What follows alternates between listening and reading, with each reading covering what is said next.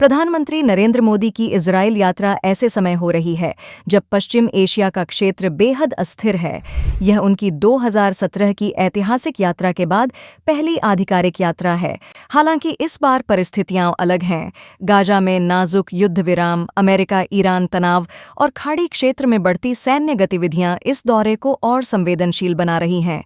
भारत ने 1950 में इजरायल को मान्यता दे दी थी, लेकिन पूर्ण राजनयिक संबंध 29 जनवरी 1992 को स्थापित हुए।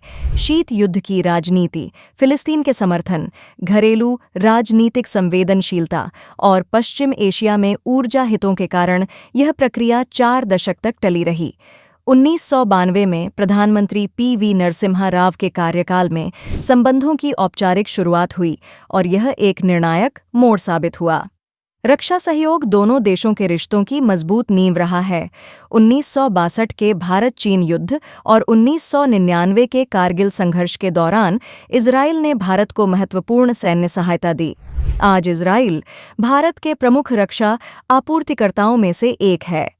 बराक 8 जैसे संयुक्त रक्षा प्रोजेक्ट और नई लेजर आधारित प्रणालियों पर सहयोग भविष्य की दिशा तय कर रहे हैं। सन 2000 के बाद दोनों देशों के बीच राजनीतिक संपर्क बढ़े। 2003 में पूर्व इजरायली प्रधानमंत्री एरियल शेरोन का भारत दौरा हुआ। 2014 में पीएम मोदी के पदभार संभालने के बाद भारत इजरायल संबंधों को और खुलकर सामने लाया गया। 2017 में मोदी की यात्रा ने डी-हाइफेनेशन नीति को स्पष्ट किया, जिसमें भारत ने इजरायल और फिलिस्तीन के प्रति एक स्वतंत्र नीति अपनाने के संकेत दिए। आर्थिक और तकनीकी क्षेत्र में भी सहयोग तेजी से बढ़ा है। कृषि में ड्रिप सिंचाई, जल प्रबंधन, स्टार्टअप, आर्टिफिशियल इंटेलिजेंस और नवाचार में साझेदारी मजबूत हुई है।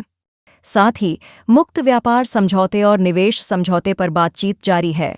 रणनीतिक रूप से इजरायल भारत मध्य पूर्व यूरोप आर्थिक गलियारे का अहम भागीदार है, लेकिन क्षेत्रीय हालात अभी भी चुनौतीपूर्ण हैं। 2023 के गाजा संघर्ष और 2025 के इजरायल-ईरान टकराव ने सुरक्षा माहौल को जटिल बना दिया है। अमेरिका की बढ़ती सैन्य मौजूदगी भी तनाव बढ़ा रही है। भारत के लिए यह एक कूटनीतिक संतुलन की परीक्षा है।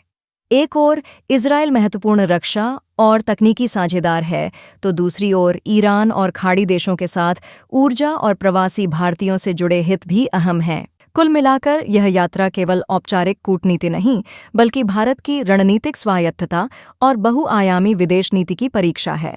बदलते भू-राजनीतिक परिदृश्य में भारत अपने हितों की रक्षा करते हुए संतुलित और स्वतंत्र भूमिका निभाने की कोशिश कर रहा है। अगर आपको यह जानकारी पसंद आई हो तो कृपया इसे लाइक करें, शेयर करें और चैनल को सब्सक्राइब जरूर करें। और जाते जाते इस प्रश्न का उत्तर कमेंट में बताइए। प्रश्न: प्रधानमंत्री नरेंद्र मोदी की पहली ऐतिहासिक इजरायल यात्रा कब हुई थी? ए. 2014, बी. 2015, सी. 2017, डी. 2019,